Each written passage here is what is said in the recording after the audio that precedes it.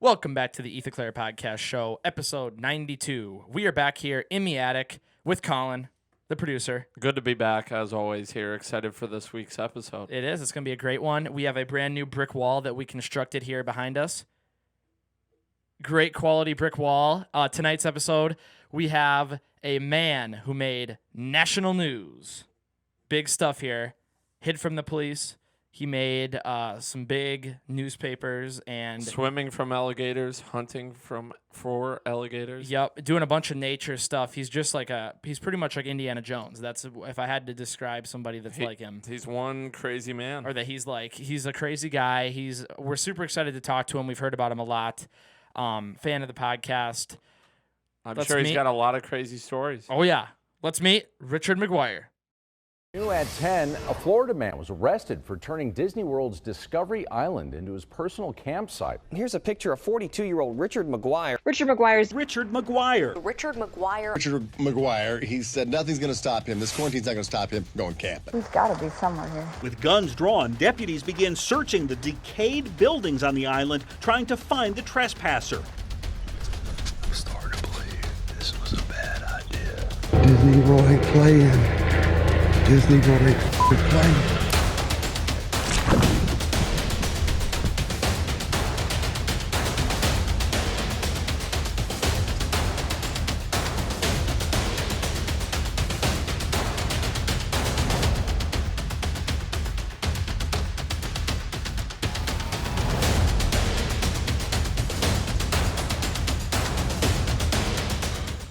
Escape from Discovery Island. We are here with Jay, Southern Pirate Outdoors. This is great to have you on the show tonight. We heard about you through, well, first of all, Max from Strange Places, and then the whole Disney fiasco with everything going on. Just jump right into that. I want to hear about Discovery Island, one of the craziest things and a crazy story. Just talk about that. Well, let's see, where do I begin on this story? This is I really like to look at the future and not the past, but we'll bring this back up again. All right, so Southern Pirate Outdoors had the idea during COVID-19.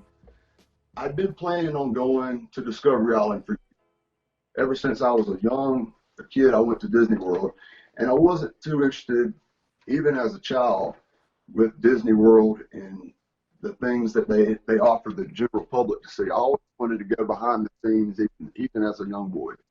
So, as a child, I would go in places that were out of bounds, and I would just want to know what was, how they ran the company.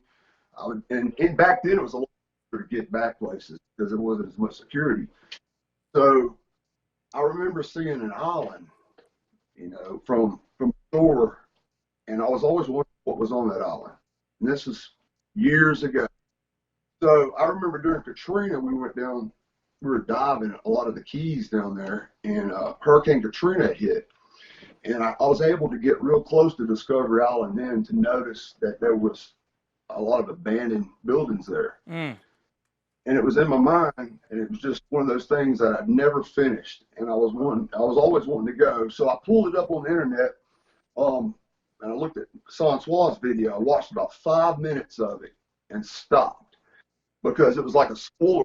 I didn't want to look at his work, and then I wouldn't have to go out there. It'd been like getting the spoiler of the best movie, and then you don't even want to see it at that point. So I said, well, you know what? During COVID, I think it's going to be a great time to head out and see if I can make it on this island.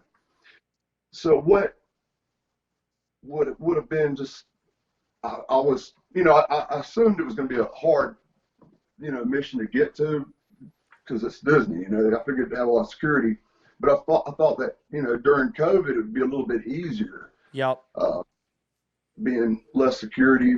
So I went, and what was going to be like a one-day thing turned into 4 days of just scoping it out, looking, getting close to the park was even a challenge due to the fact that security were all over the place. They were pulling up on you, asking you, what are you even doing in here with this van? And the van was a prop that was given to me about a month prior to this by a lady. And it was a blue van, and I painted it camouflage and put wildlife field biologist on it so I could get close to Bay Lake. So what I did is I had a log sheet of every body of water, Bonnet Creek. There's all these man-made waterways through there. So I was going to try the easiest access point to get to Bay Lake was Bonnet Creek, but there's all these little locking down mini dams you go through. So that I did very quick. So anyway, I got on a satellite and looked at it, and I found there was a power line that ran along the backside of Bay Lake. So I figured, that would be the easiest route. So anyway, before I actually got into the woods and started it, my kayak was stolen off the top of my van. So I was about to, I was like, man, what am I going to do now? Well, I ran into a guy in a gas station that had a couple kayaks on his truck. And I said, hey, man, would you want to sell one of those? He said, no, but I have a little aluminum boat that I'll sell you. I said, well, let me take a look at it. He said, but it has a few leaks. Well, anyway, I looked at the boat, got it for a great deal. And in hindsight, it's 2020. I know why I got it for such a good deal. The damn thing was like, when you put it in the water, it was like a sprinkler head in the bottom of the boat. Just out. So I had a roll of duct tape, luckily, with me, and I was taping it up. And the way I decided to go to Discovery Island was a mile run, and I figured that would be the path of least resistance because the other side over by River Country was. You couldn't even get close to the body of water because Jessica never even got to lay eyes on Discovery Island or Bay Lake because the security was so bad.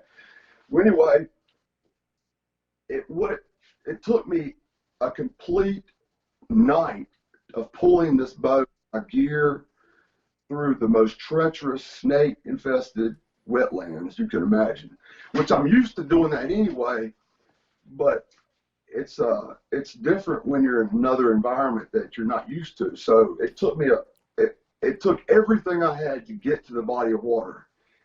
And when I got in the body of water and started making my way towards Discovery Island, my boat was sinking. As I'm getting closer to the island, I wanted to do more footage of the park being closed for COVID, because it was so dark. It was really cool to be in Disney World with no lights, and it was a cool, incident for me to record all that. But I couldn't do as much recording as I'd like because my boat was constantly sinking. So as I made my way to the maintenance dock, my boat was just about underwater. Get out, pull the boat out of the maintenance dock. By the way, the maintenance dock, as soon as you make landfall, there's cameras. Oh. So guard down, immediately let my guard down, making my way to Bay Lake. I passed a numerous amount of cameras, and I have them all documented for any explorer that wants to try to attempt it again, which I would probably have to say I wouldn't recommend it. Max Powers, after they made their way out there, they fortified it like Fort Knox. I mean, it is cambered out. So what I was doing on the way in was I was hanging palm fronds with zip ties over the cameras where they would, if they were on high sensitivity or medium sensitivity, they would lose battery taking pictures of palm fronds swinging in front of it. Oh. So I got in, and then when I got to the island, I let my guard down because I figured, there's no way they would have put cameras on that island. They had so many around it that I figured, that would be the end of the camera traps. Little did I know they had already put cameras out there as well. So when I got on the maintenance pier, I noticed there was one camera. So I did the same thing. I tied it off. Wait, are these game cameras or regular security cameras? These are high-tech game cameras. You cannot even find one. Really? Like a traditional game camera that I'm used to seeing, for $400 or $500 for a good one. These, I've researched them. They're thousands of dollars, each one of them. Damn. They're metal, and they're, instant audio feed to whoever's watching the other end, which during COVID, there's nothing going on, so they have immediate feed response. So I knew that. So I was hanging palm fronds with zip ties over them, and I would wait for a while, for the light to go off on the camera, and then it was blocked, and I'd pass them. Now, how long were you, but like after you got on the island, how long was it before you noticed that police were coming? All right, so when I got to the island, I was freezing to death. It had been raining off and on all night. I was sleep deprived. I was super tired. I wanted to warm up first thing, and I did that. I made a little fire. I warmed up, and I said, well, I got to, go ahead and shoot this. And I was going to wait till the next night and then leave the island. So I believe I started recording, it was like 5:45. And I ran into the game camera, if I'm not mistaken, around 7:15. So at that point, I knew I'd been caught on camera. So I got, I split my gear bags up so I could have a light, just a light pack.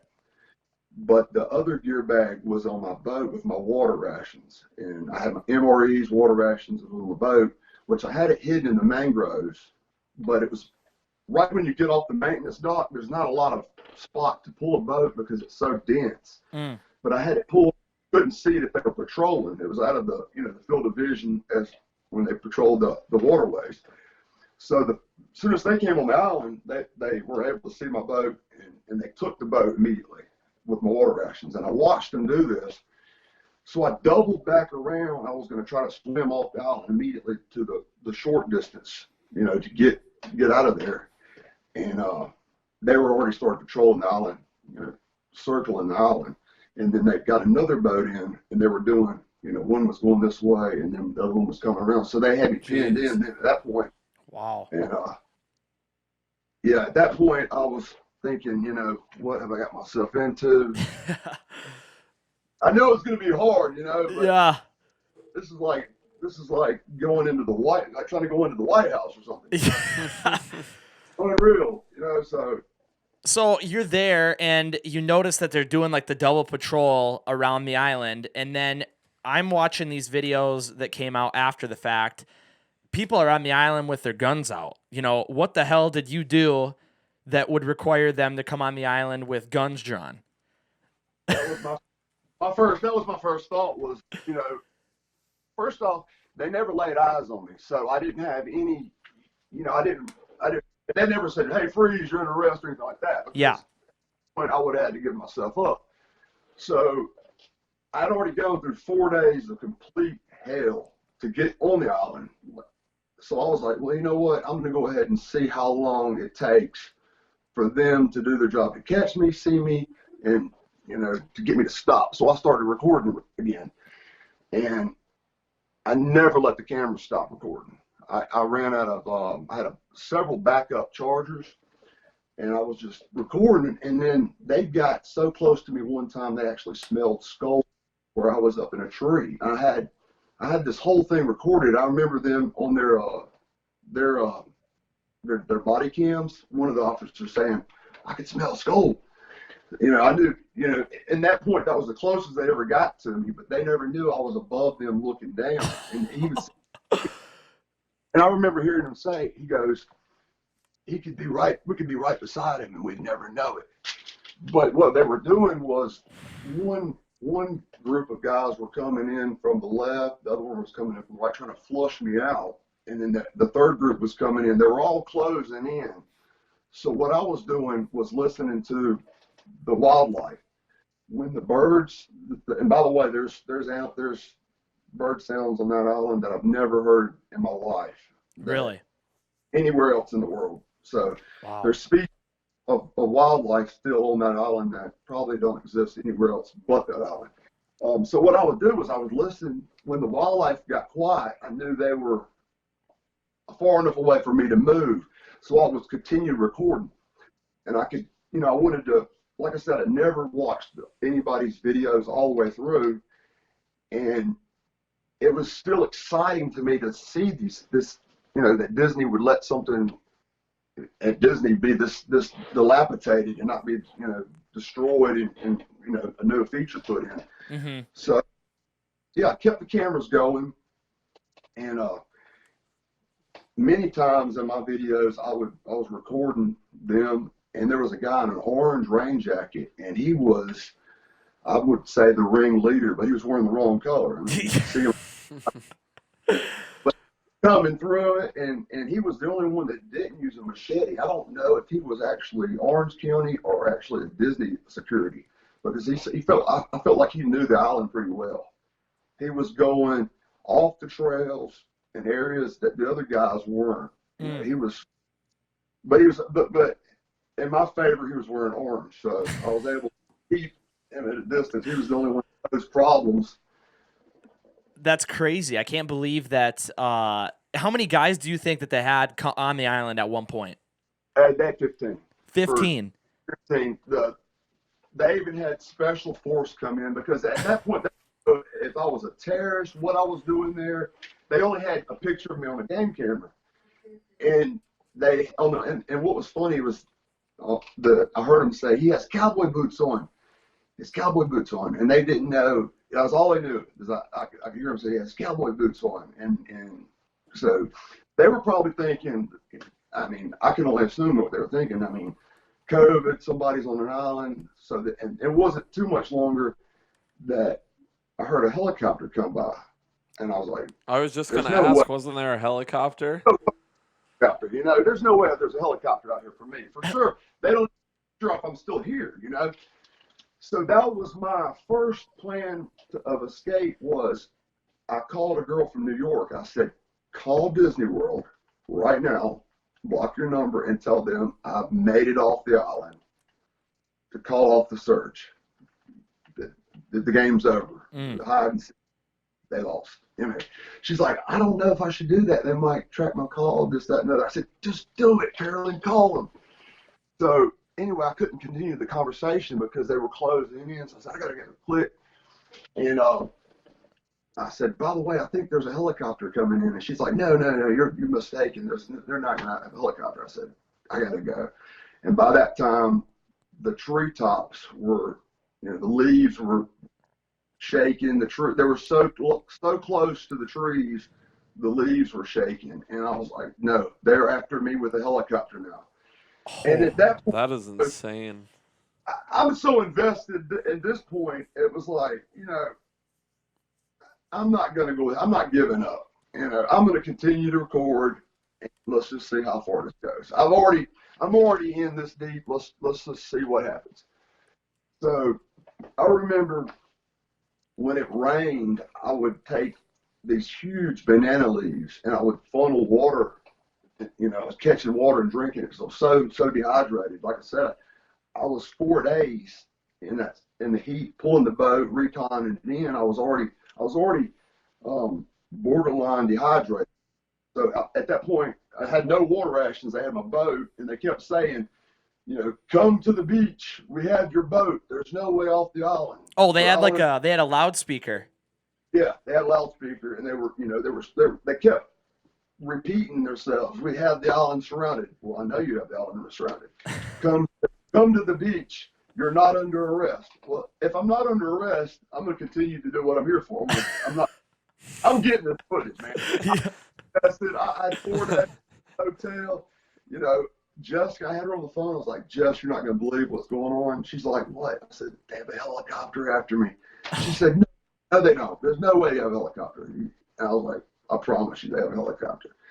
So the day goes on, and I'm thinking, how long does a helicopter go before it runs out of fuel? You know, it has to run out sooner or later. You know, they're going to have to call off search. I figured, well, if I could wait to shift change, I could come off the island undetected. So what happened was the shift change came and went. They brought a whole new group of people that were fresh, you know, ready to go again. And at this time, my energy, if you're like playing a video game, my energy level was down real low.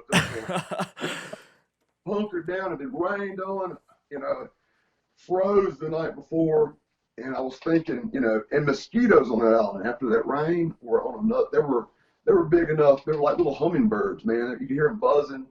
The what we put out was just a small, portions of what happened that day, and I didn't want to put anything out with, the law enforcement because, I didn't want to make this thing into anything more than it is. It was just urban exploring at the right place, I guess, at the worst possible time. Yeah. So I was going ahead and I was going to go all full Monty with it and just see how good they were. If these guys are mall cops, they're not going to catch me. and they didn't catch you until, I don't want to jump ahead, but they didn't catch you on the island. I mean, they had 15 guys, a helicopter, and they never got you. No. And I remember one of the ladies, bless her heart, she was out there, and they were having a good time. I could hear them laughing and joking, and they were talking about Max Power and them had camped out, left a tent. I could hear them throughout the day. I heard their conversations very clear. I had it on record, and it was these guys, come out here and they record this stuff, and they leave their tents, and then now everybody wants to come out here and do this. And I was thinking, no, that's probably why I'm getting having all this attention, is because other people left their gear, and then Disney went in there and finds this stuff, ups the security. And what I found was really weird was also the Eco Lab traps. You could see the dated traps from back in the 90s, and then modern traps for 2020, where they're continually going out there and keeping the rodents down. So they're going in there on a regular basis and checking these traps. So they're seeing any signs of human activity. If you leave a water bottle that's in the center of that island, they're going to notice. Yeah. Because there's a few trails that you could walk to each of the abandoned buildings. Why are they trapping animals still out there? What's the purpose of that? That's a good question.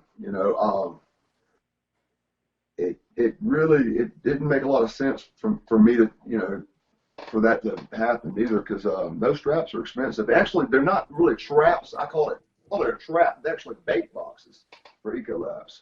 The rats will go in there and eat the bait, and then they go die. But they had two different varieties of cameras. They had their old cameras that were still there from years in the past. They had two permanent place ones that were on poles. They were facing towards the abandoned river country. Mm. So if anybody was to come on, but they didn't have night vision. So if you were to do it at night, you were good. But they upgraded to motion sensor night cameras, and they have them on every structure on the island. There's not just one camera, but there's two cameras, one facing. So if I was to go walk through any building, and also the big alleyway that's in a lot of the pictures, yeah, that's the old maintenance facility. Mm-hmm. There's a camera on each of that.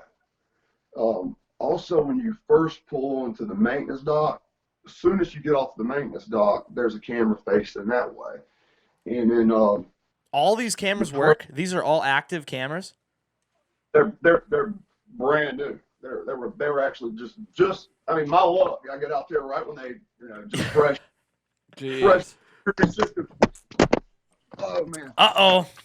We lost you. Hey, while you're putting it up, you should tilt it down a little bit, Jay, so we can get a better angle of you. Bring me something, Jeff, please, like a pencil, so I can put mine here. Yeah, it was. I can't believe they have all these modern cameras out there. That's unbelievable to me. It is insane, yeah. It was unreal because I've been to a lot of different game hunting clubs, and nobody ever. I have another piece of tape too. Nobody has ever spent this type of money, even in places like the sanctuary, on game cameras. Yeah, they gotta be hiding something out there. There's got to be something on the island they don't want people to find. Well, grab that roll of tape, please. what I was looking at when I was on the island, there's a different elevation change on that island. They brought originally when they constructed the island, they brought in the beach sand around the perimeter to dress it up and make it, for tourists, just to make it nice looking. But in the center of the island, there's a pretty high elevation change that goes.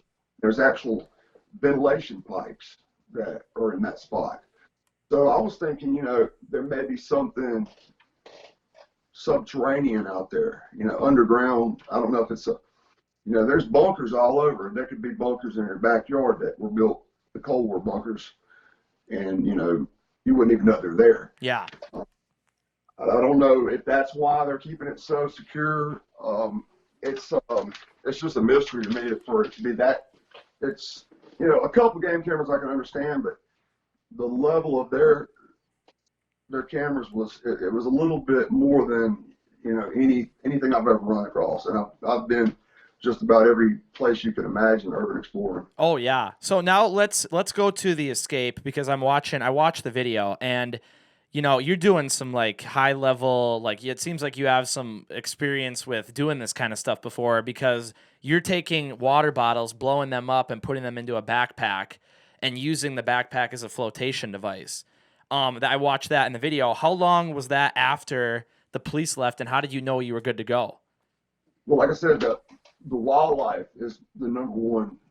That's when the wildlife picks back up, you're safe at that point from human activity, because the second they start moving, everything goes quiet again. All wildlife cease. Everything goes in hide mode. I was at one point, I was laid behind. They had artificial rocks that I was pushing holes in, and it was so decayed I could push holes through it. And actually, hole in it was a big fiberglass boulder, and I made a hole in it and went inside this boulder at one point, and then pushed it back together where they went right past me. I could hear them talking, and I was inside this huge boulder hiding. And I was thinking, this is one hell of a game of hide and go seek. I've never been caught with a paintball gun.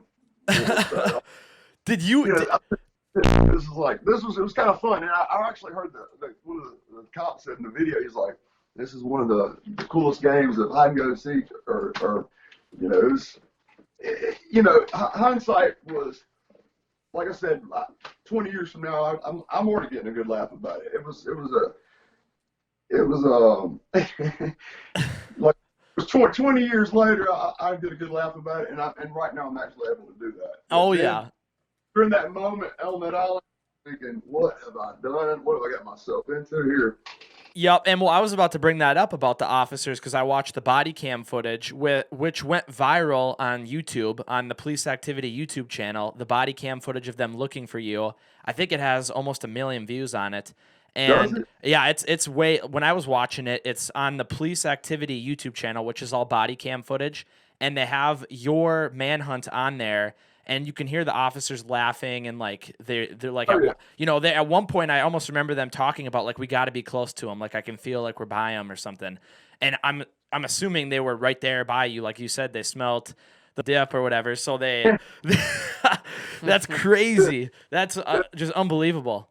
It was too close for comfort. I mean, it was and the reason I remained hidden, because at any point I could have been shot, and the wrong movement, and because it was so densely vegetated, and there everybody was out of their element. You could tell they were completely out of their element, and it would have been a mistake, of course, but it could have happened. So that's one reason I remained hidden, and I didn't walk to the beach, because if I would have walked to the beach, I could have been accidentally shot. And you never you don't want to take a risk like that.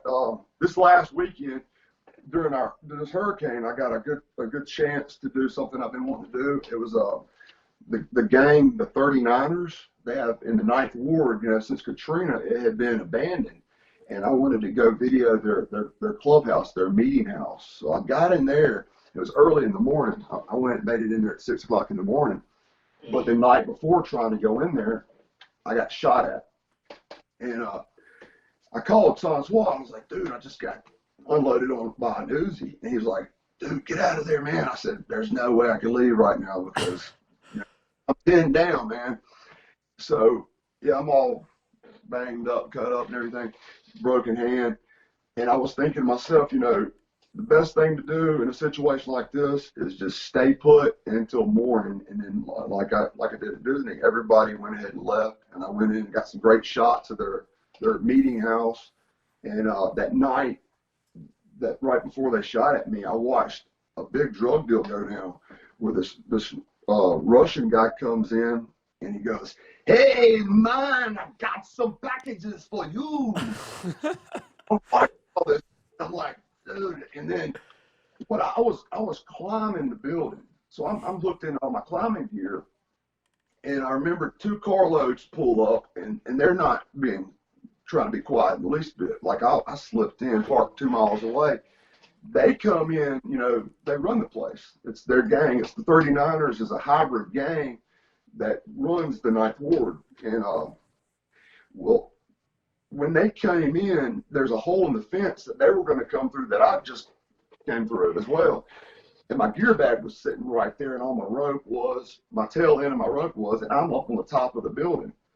And Eradicator City was where I was. So had they had walked through that hole, they would have been right on top of where my gear was. They would have shined the light and saw, probably looked up and saw me and I've been a perfect target. But in my mind, I was like, these guys are probably armed. So quick thinking, I grabbed I had a 1,000,000-watt candle power light in my bag. I put it on strobe mode and I threw it, and it hung in a tree limb beside me about 30 yards over, and it started spinning. I said, hey, crews, put your hands up.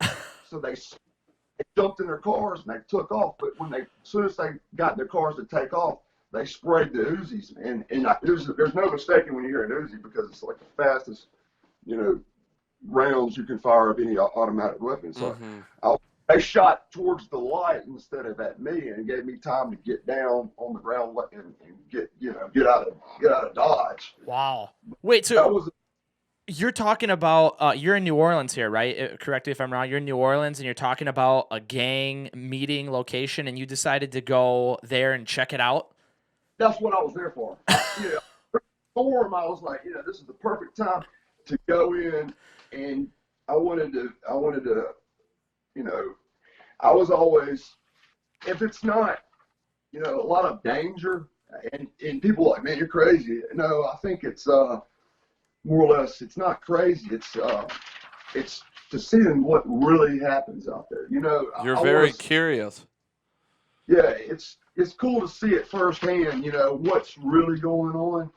And to do that, you can watch the news, the repeats and all that, and you're not really, it's boring. It's boring to me. It's the same over and over again. So I use the storms as bad weather is that's my calling cards to whenever I go do. And like I said, I never did record anything until recently because it is a pain, and then I have to have cameras and keep up with charging and doing all that. But I'll tell you a quick story. 16 months ago, I fell 40 feet and I broke my neck. And I was in Mexico Beach, and there was no, medical attention to have had. And I come to, and I thought I was dead. I was knocked out, but there was a woman running, and right before she got to me, the towel fell off. And I was thinking, there's no gold streets here. I didn't need gold streets, but there's a redhead running at me, and her towel falls off. And I'm like, I'm in heaven, And then I wake up and I realize, oh, I'm still alive here. And she's like, oh my, I watched the whole thing happen. Are you okay? I'm like, I am now. But I didn't realize that I had this injuries. I broke my neck. So I played it off like I was fine, get my gear, I leave. And I'm down for 3 days. I'm laying on my back looking at the ceiling in my RV where we storm chase. So I'm sitting there, laying there, and everybody's already taken off. We'd made enough money. Half of the crew had already left to go back to their families. This was Halloween night, matter of fact. And I'm thinking, like, am I ever going to recover? And at this point, I didn't know, I hadn't seen a doctor. There wasn't any doctors to see. And at that point, I realized, I want to start documenting, some of these encounters that I come up against, because a lot of stuff is so far-fetched that it's almost not even believable. So I was going to make a point to do a few videos, and then I got into starting to do the YouTube, and that's where I'm at now. Is this is the new beginning of what I've always done, and I'm just now putting it out. That's great. I mean, people are going to love to see all the crazy stuff. You talk about it, but having the video is a whole nother level. I mean, the Discovery Island stuff is amazing because the video you have. What's that? Let me show you. All right, so these right here, these are all crosses and stuff. There's 7 of them.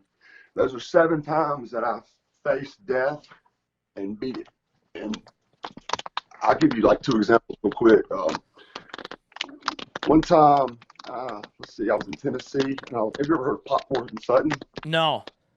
He's a famous moonshiner, right? And we were looking for his moonshine steel. Hey, Jess, bring me some more tape, please. His steel is legendary. He's one of the greatest moonshine makers in the history. Jackass did a documentary on him. So I spent the night in the woods at an old shack site. This is in Gatlinburg, Tennessee area. And we were making our way to where Popcorn Shine still was. And I remember coming around the corner of the building, this little shack, and a brown bear was coming around, and we met face to face, and he stands up on his 2 hind legs, and I was so close to him, I could smell his breath, and it was just like, it was so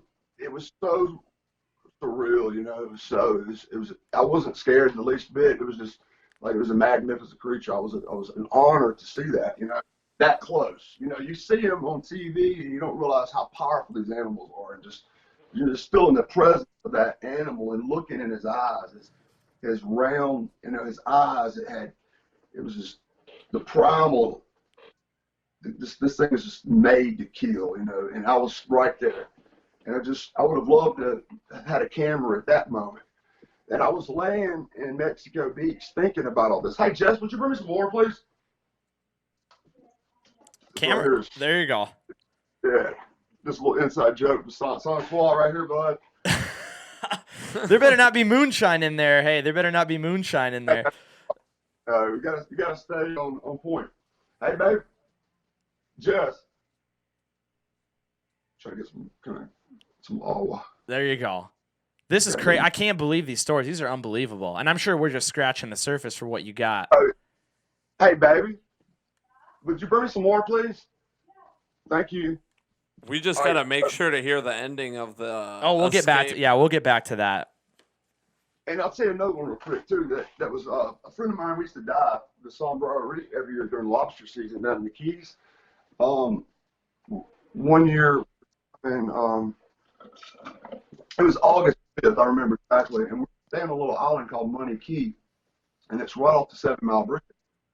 And we were catching the spiny lobster, and they're so fun to catch, man. You grab them and they go crazy, and you just throw them in your bag, and they're back then for the lionfish, wreaked havoc on the reefs down there. And I remember I was just about out of air, and the biggest, the largest green turtle I've ever laid eyes on came past me, and it was cruising, and I looked at him, and I looked at Clay, and he started to make his way up. Clay McGuire was, and I said I wanted to ride this thing, so I grabbed hold of his back flipper, and I remember him diving off the other side of the reef, going straight down, and I was just having so much fun in the moment. I just lost, reality, what I was doing. It was amazing. His shell was, probably 4 foot across, and he's pulling me. Jeez. And then I happened to look back up, and my boat was just a small little speck, And at that point, I was like, I've gone too far. At this point, there's no way to breach the surface. I'm done.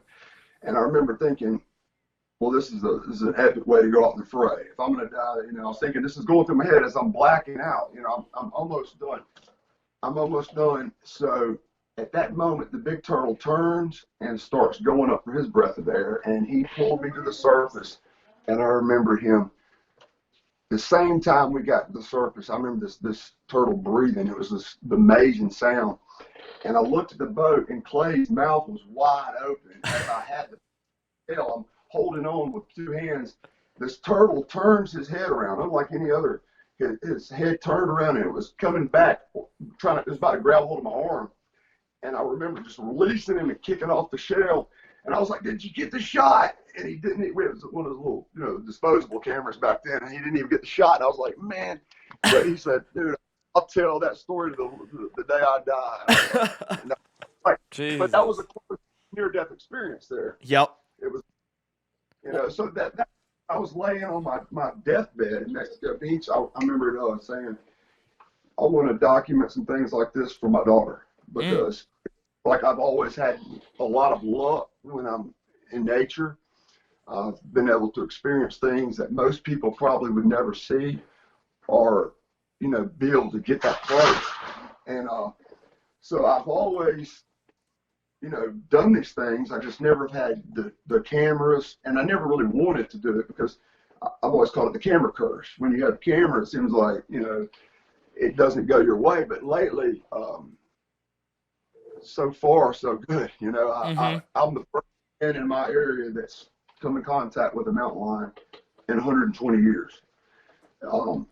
And to catch the lion in the area that he was living was amazing, because it was an abandoned building and nobody had even been inside the tower in over 100 years. And when we finally got to the top of the tower, we had the mountain lion was up there, and he was pinned in. He couldn't go any farther up. So it was, that was one of the incidents similar to like the bear experience. And I was glad I caught that on camera, But to go back though, whatever happened with the bear? I mean, you said it was standing up on its hind leg. Like, what did you do? I'm 6'6", and I'm standing up, and I'm looking up at this bear, going, "Wow, this thing is big," And it was just, and then it just dropped back down on all fours and turned around and took off. And I was just watching it tear through the brush. I was like, "Man, this is what living, this is what life's about." Once you take yourself out of the normal everyday hustle and bustle, and a lot of people have to live inside this, the confinements of city to do their jobs and all. And I've been able to be an explorer due to the fact that I'm a hurricane chaser. So I'm all over the place with these storms, and I've always been able to go experience a little bit more because it's the freedom of the job that I'm in. So that was a life-changing experience when I made the fall, and I survived. And what was really weird is when I finally got help, the guys that worked with me came back, from the break that they've taken, and I'm in the camper, and I actually couldn't make it to a hospital. I was too sick.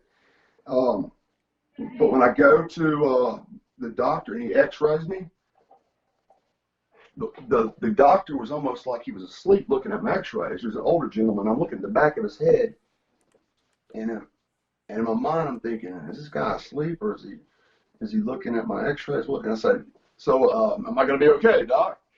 He said, "Yeah, you're healing up fine, but I'm looking at everything else on your body." And I was like, "Well, what's going on?" He said, "Now this has been debated on several of my friends that are doctors. They deny it until I produced the x-rays." He said, "You have an extra set of ligaments and tendons on all your joints."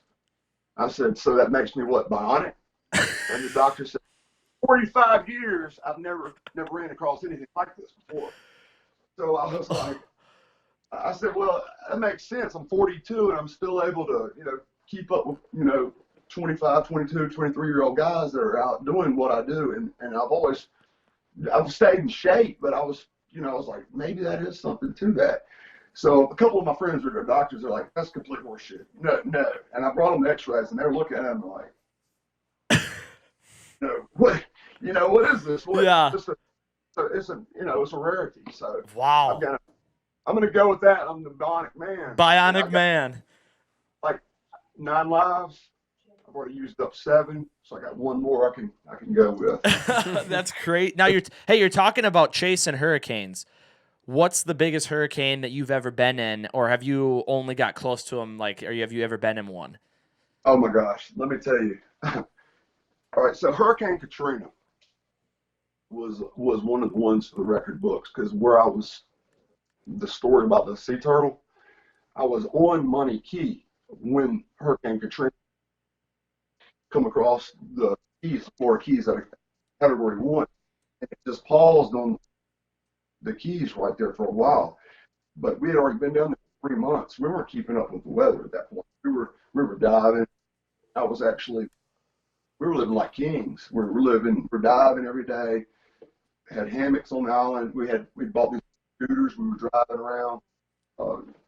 We were hitting, Key West, Hemingways. We were riding around, and we were actually, I was putting on muscle mass for 3 months, living off the land down in the Keys, living like a king. So I didn't want to leave. It was like a little storm, tropical storm, and it built into a Category 1. So we were going to ride it out on the island. And we planned on, the palm trees down there are coconut trees on the island. And actually we were producing coconuts every night. We would drink coconuts right off on the beach. And inside the sombrero, there's no wave activity because their waves break on the sombrero. So it's real quiet at night on the beach. And every night you'll see shooting stars. So I was like, I'm not leaving for the storm. I think it's bad enough we'll climb this tree and we'll tie ourselves in the tree and ride it out. Well, that was the plan. I was like, it's a 50-50 we'll make it, but we're having the boat here too. We'll tie the boat to the tree. If it gets really bad, we'll try to make it back to the 7-mile bridge and then, back to the mainland. So the Coast Guard pulls up and we were talking to them, and he said, no, it's we didn't realize how bad the storm really was. It turned into a hurricane. So we were like, okay, we're going on in.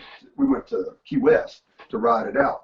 And I remember the next morning, we wake up and everything's underwater. I mean, it was all the scooters we had, everything was, you could barely see the handlebars. And I had to tie my boat onto the trailer to keep it from even floating off. It was so bad. So we drove from Key West straight all the way up and to New Orleans during the aftermath of Hurricane Katrina. And of course Jazzland. It was, I was the first person. I pulled my boat from Key West all the way to New Orleans. I was able to tour all of New Orleans with my boat, and I had a long tail Go Devil, and I was going over logs. We were running we saw bodies, you name it. It was the most intense time. It was the most unbelievable experience of my life. And as an explorer, and you live for moments like that. And it opened my eyes. I stayed there for a year working that storm and helped rebuild the community. It was an amazing time. Wow. To learn and to see communities come back together after a storm. You want people to help rebuild. And so I got a lot of knowledge from that storm, and then also what was left of the amusement park still there. Jazzland is one of my favorite places to go. I still go there every now and then just to reminisce on that storm, because I remember going through there when it was underwater and looking at the park, and then going back. It takes me back to that time. It was a bad experience for a lot of people, and it was just a really, really, really, in my point, it was a pivotal point in my life to just be thankful for I was alive, and had a house. Mm-hmm. And one reason I went back over there after this storm is because the Ninth Ward is still abandoned to this day. It still hasn't recovered from that storm. So anyway, that's one of the storms that, and there's been a lot of them. Ivan, Irma, I've been through a lot that I've actually been down in Florida when they hit. We're first dispatch from the Corps of Engineers and Phillips and Jordan will actually clear the roads for people. So I have to ride storms out to this day in my truck, you know, waiting for the storm to finish, and then we're the first response crews to push everything out of the way. Wow. And you talking about Jazzland, we've been there twice, and it's an amazing place, like you say. We love going there, and I just love New Orleans in general. Like the people, the culture, the fact that they rebuilt after that storm is just unbelievable. It's have you ever been to the there's a couple Cold War bunkers over there. Have you ever toured those? No. It's amazing that they didn't even flood during the storm. We went inside after the storm. It was right rain, and you know, it never even flooded during the storm, but it's flooded today due to the fact that they busted a water line when they were putting in that park, and it flooded. But during Hurricane Katrina, you could actually go down in there, and the vending machines still had snacks in them from back when it was you know, operational. So it was, that's crazy. I actually went back there this last time I was down there. Like I said, when I was at Eradicator City, we went back into that that Cold War fallout shelter, and there was actually a homeless man living there, and I got a little story of time with him and found out what his story was, and it was, you know, it was amazing to see people, you know, how they live, and just to talk to a guy that's on that level. You know, you just want to. I offered him money, he didn't take it. You know, your heart wants to help people like that. I do anyway. Yeah. And it's just it's another world, you know, that these guys live in, that I run into a lot of times in these abandoned places. You know, that's their, and we're going in there as to get, you know, shots or just experience it, and then that's their home, you know. Yeah. So I got to tread lightly, and that's why I try to respect when I go to these places, because a lot of them are homes to people, and, you know, I don't want to, you know, have somebody come into my house and trash it, you know. Yeah. So Yep. the big thing in my book is just, you know, try to help them if you can. Yeah. You know, this guy wouldn't accept any money, but I gave him some MREs, and then I told him, I said, man, there's a storm coming. He had no idea the storm was coming, but I said, you'll be fine, because, you know, you can just go into this fallout shelter. You're good. Wow. That's great. You're like a real life Indiana Jones, Jay. That's what I'm getting from you. Like the real life adventurous, nothing scares you. Real deal. The real deal here. You're just like the real life Indiana Jones. Like I said, I've got one more life, and on the lives. You know, I'm like a video game character that's got blessed with 9 lives. I've used 7 already, so I got one more. I got to be careful now. Yep. I'm run low on energy levels, but well, I've got a deal worked out with the feds here that they're gonna let me come in and tell a lot of stories, and they're gonna hook me up, and so I can have, you know, proof that all I have is the stories of the past, and I want to. You know, I thought it'd be a cool video to just go in there and let them hook me up to a lie detector machine, and then, you know, tell these stories, and then have them, you know, verify it. And I was like, you know, I offered the deal, and they took it. And I was like, yeah. Wait, you're gonna get hooked up to a lie detector machine and tell all the stories? Yeah. Why do people not believe you, or what? Why would you do that? I thought it'd be more. I've never witnessed anybody do anything like that before, and some of my stories are so, you know, if you know me, my friends that know me, they, you know, my mom and my buddy Cade, whenever I come back from wherever I call them missions, he goes, one of his sayings is, "Rip Thorne lives."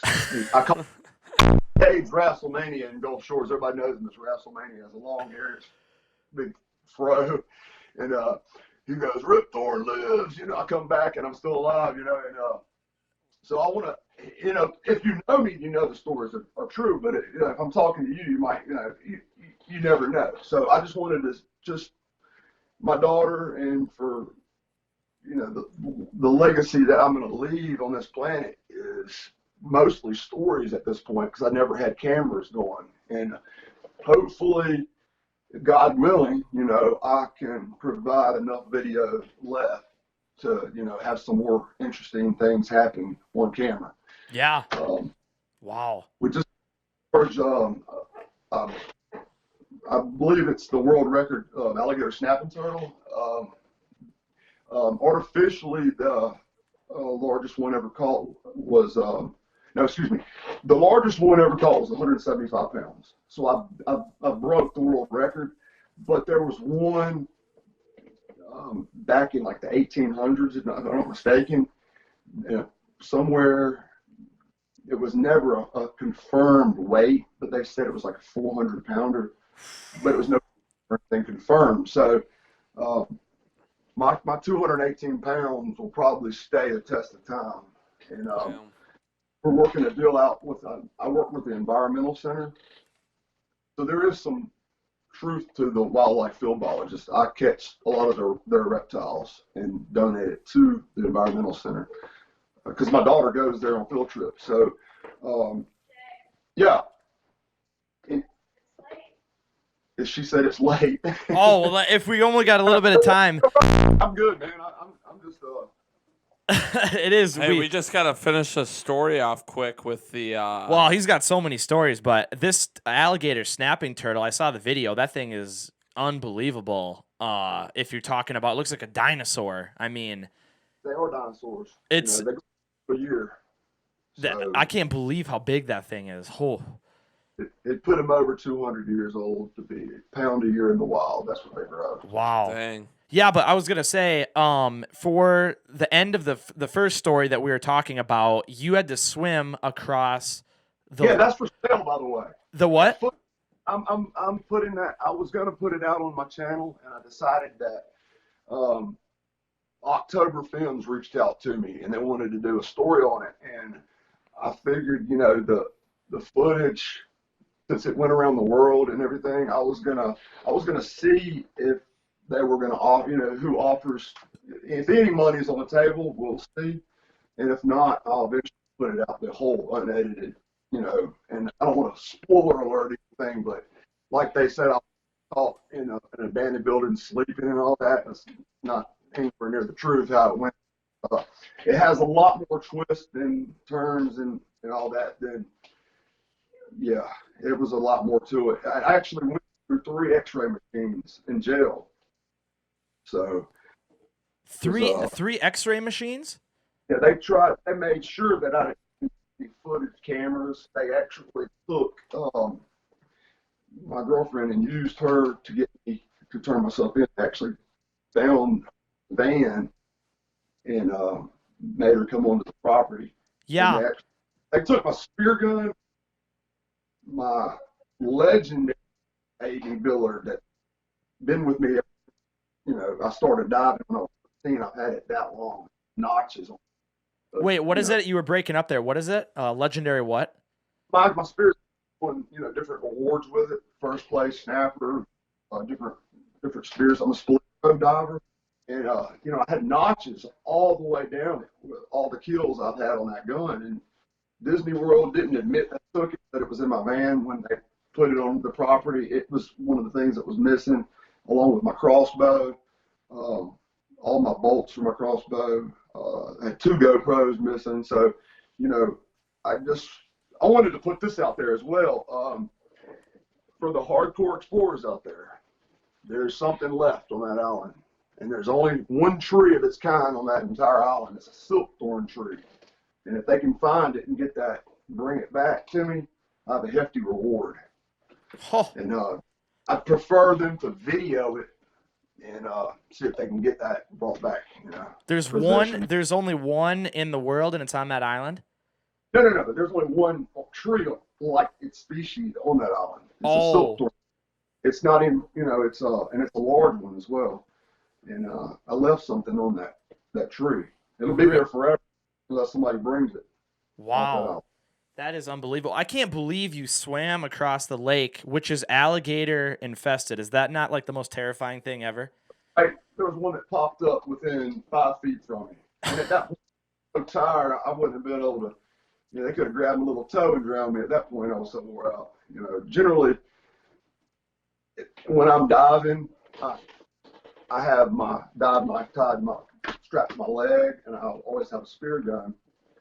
So, at night's when you have to worry about the gators. And during the day, you can unless you're in murky water, you can pretty much see them coming, and you can avoid them. And there's been some close calls in my life where I've had fins pulled off of me.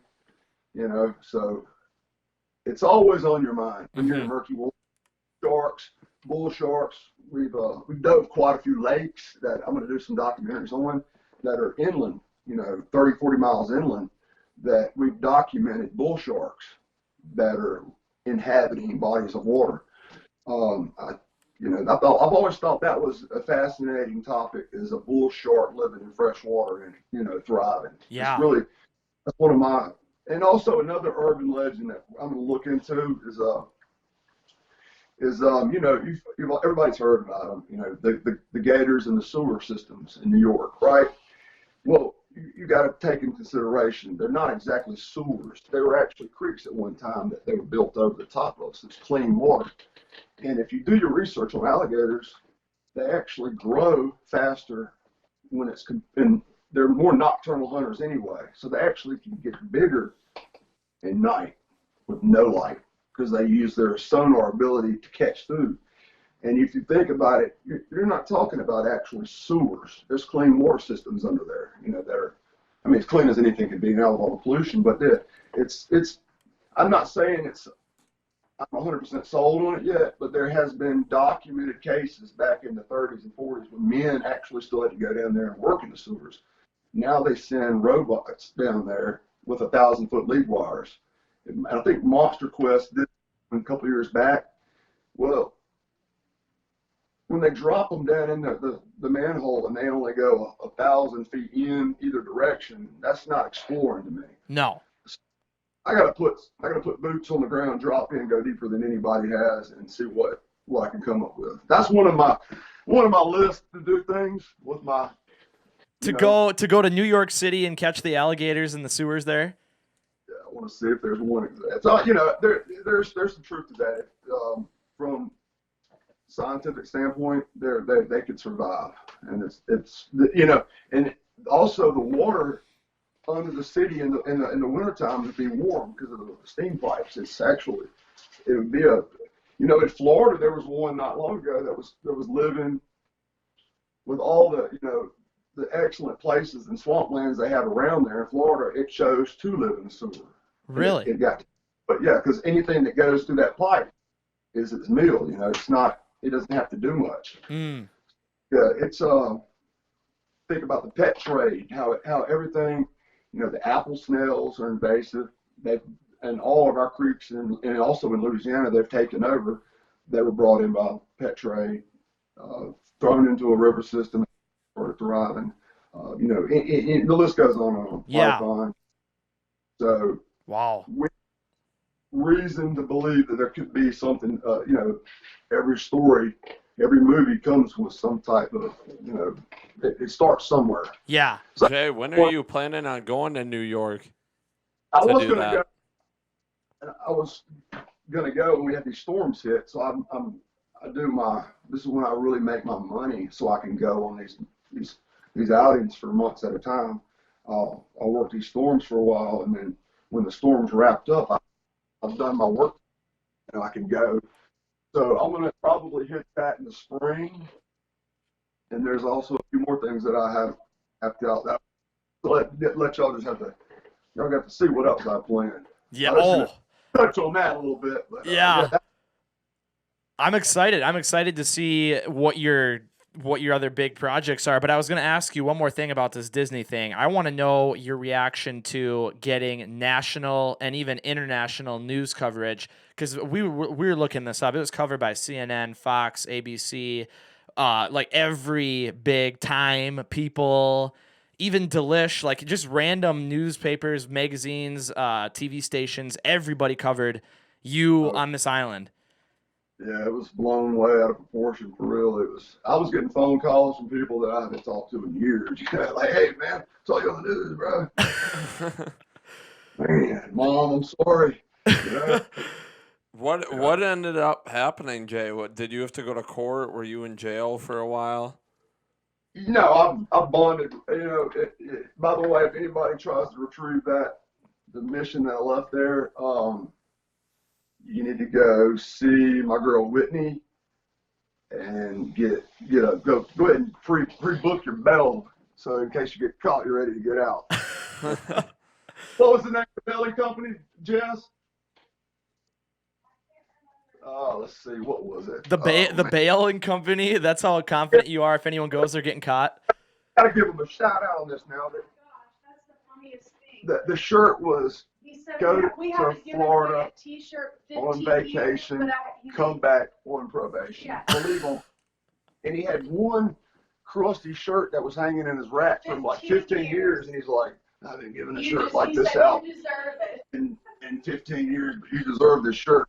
I that shirt, and it's Mike's Swick bell bond. Mike's Swick. Yeah, that's it. Mike Snap. Mike Snap. What Whitney? Yeah, look up Whitney, Mike Snap bell bonds. They're really cool people, and go ahead and pre-line that up if you're trying to go to the outlet. That'd be a smart move. Actually, the smart move would probably be to not hit that island. Not go, yeah. So you didn't. On a level of 1 to 10, that one probably. At this point, that's a 9 on the. Really? Damn. I can't believe that is. You like my shirt? I do. We need to find that bell bond shirt. I told Whitney I'd let her. Where did that go? Well, storm. Everything we have right now is upside down. Well, I won't keep you up here, Jay. I don't want to keep you up if you. It is getting late here. We've talked about a lot, but I think. You up. My favorite subject to talk about is myself. So I can go all night. Oh yeah. Well, hey, I'm going to tell you this right now. You're coming back on. We got to get you back on. We got to get the computer hooked up so we have some quality. What was that? Trust me, tomorrow we'll be back up. When I said I was ready, good to go earlier, normally we can hook this up, put it right there, and we're good. I'm the biggest ever met. That was just Murphy's Law thing. What could go wrong? Terrible. What go wrong? Well, I'm telling you, we got to get you back on, and we'll have to get back into some other stories. And I bet when we come back, you're going to be on 10 more missions by then, so you'll have some crazy things to fill us in on. If I can finish up these storms around here, as I finish up these stories, we're going to Sansuan, we're going to go up to do that. Yeah, right.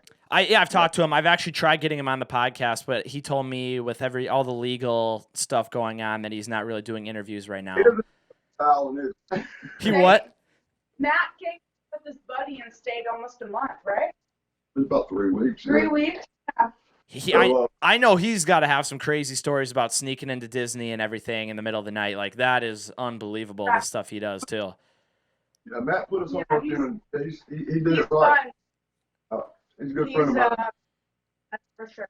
I told him he's a fitting image of me when I was that age. He's the young McGuire coming up. He's gonna do even more crazy stuff. They had never met. I get a lot of. I'm talking about. Listen, I get a lot of guys that offer up to go with me in different places, and they damn near pee their pants, piss their pants. And Sansuan and Joe, y'all impressed me, man. I took them through the ringer. I tried to break them. They didn't break. And now, Matt, we were in. And I took them in the middle of the American Amazon all night. I saw the video. Well, look, I let Matt put it out on his because the boat launches are always full of boats. It doesn't matter what time of year it is, unless it's a hurricane. It was ghost town. Got it all on footage, and we went into the American Amazon in the middle of a hurricane. That's unbelievable. That night, I'm going to let Matt tell it. I didn't record anything that night, but he has a good story, to say the least, on that night. Wow. But, well, I'm looking forward to seeing what you're going to do in the future, and I'm hoping that sometime we can link up and explore, because it'd be awesome to get out there with you. We're always traveling. We've been down there before a couple times, but now we know. Yeah. You're gonna what? I'm gonna head up that way. I've got some actually. I've got quite a few things that I need to get that are in y'all's area. Oh yeah. So look, all we need to get. Yeah, hit us up, or when we're down there, we'll hit you up, and we can maybe work on a film, and that's what we do. We do videos and films too, so it'll be awesome to get you in one, because I mean, everyone will be excited to see what's up next. Right. I'm trying to push out the production company, Line Tower Production. After that, when I caught the line on footage, it was those things that it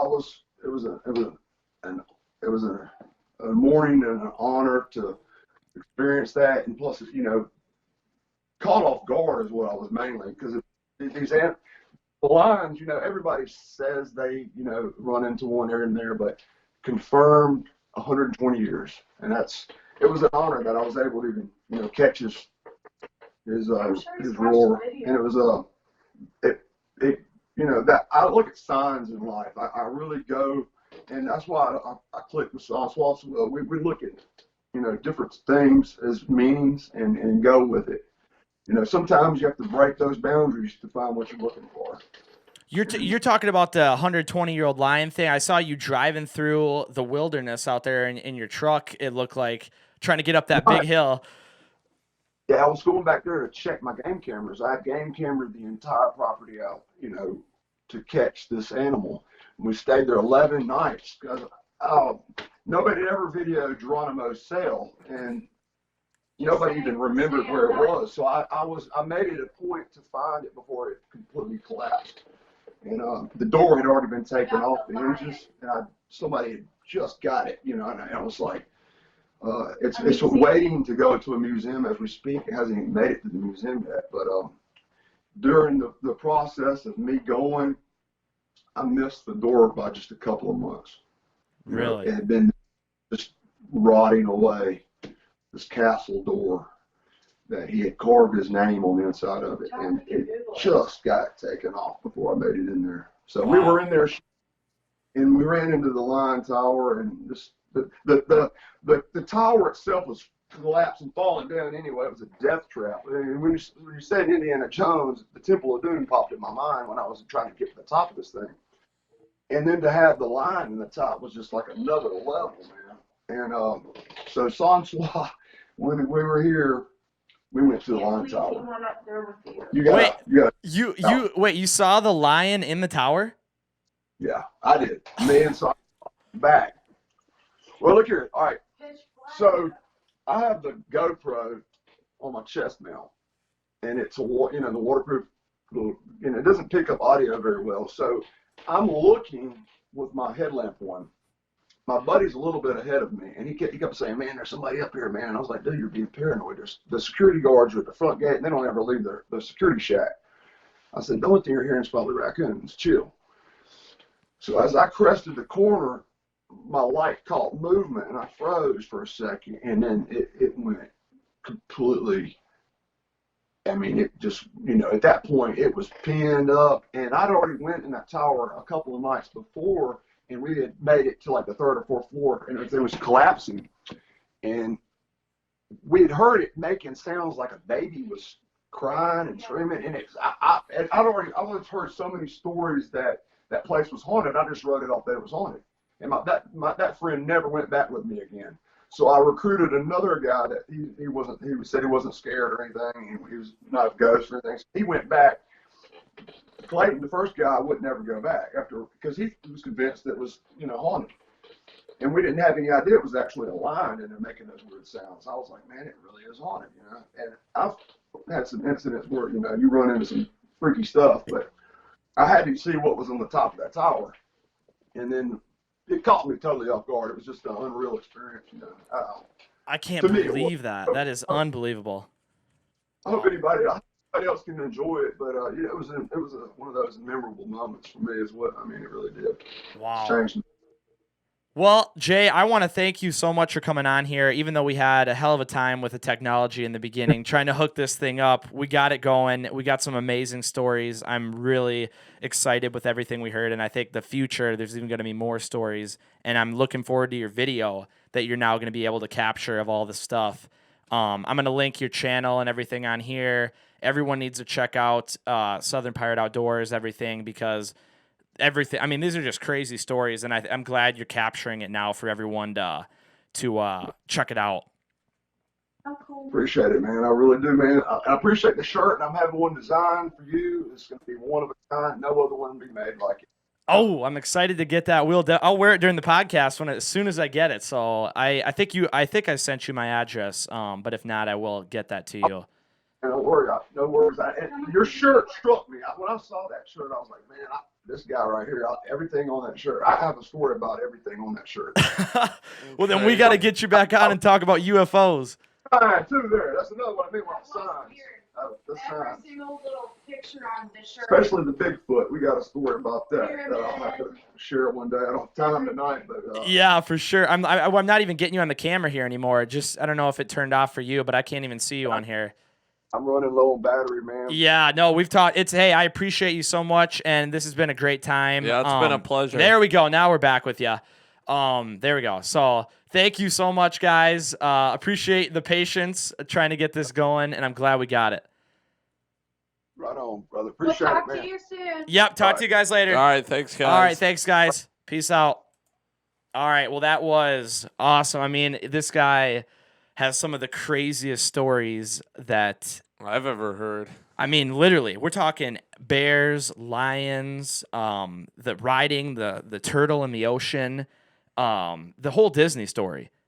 You know, he's like That's awesome. Like I said, he's like a real life Indiana Jones. I just wish we could have had like the computer, the more quality, audio and video. Yep. It kind of sucked, but I mean, it worked. So yeah, for people that don't know, we were supposed to do the podcast at 8, and we didn't start till after 10. It's 11:40 now. Yeah, so. We were trying to hook up Skype and Zoom and everything, and nothing was working. They're in Alabama, and I'm pretty sure they're in Alabama, and they're in the middle of a hurricane, and so the power went out. They're running in the house off generators, and the Wi-Fi was off. It was a mess, and so we're trying to do whatever we can to get it done. And so I mean, we got the stories. You could hear them. Obviously, it's not the best quality, but we're definitely getting them on again. Oh, 100%, because these stories are just unbelievable, and people are going to be like they're fake, they're not real. Oh, I believe everything he said, because he's got video of the things that he did talk about, and it's just unbelievable.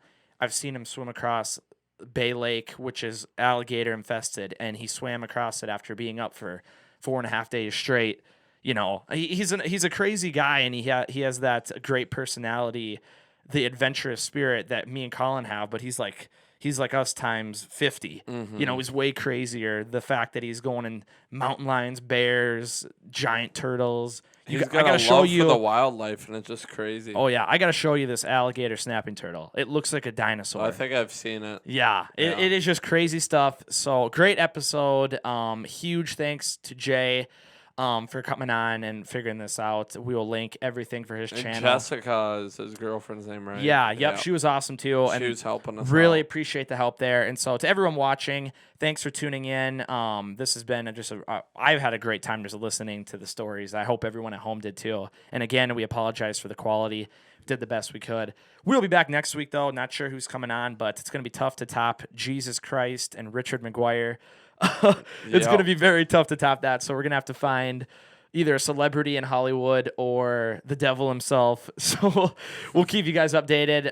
Thanks, Colin, for producing this one, sticking through it. Thank you guys for watching. This is the Ethan Claire Podcast Show.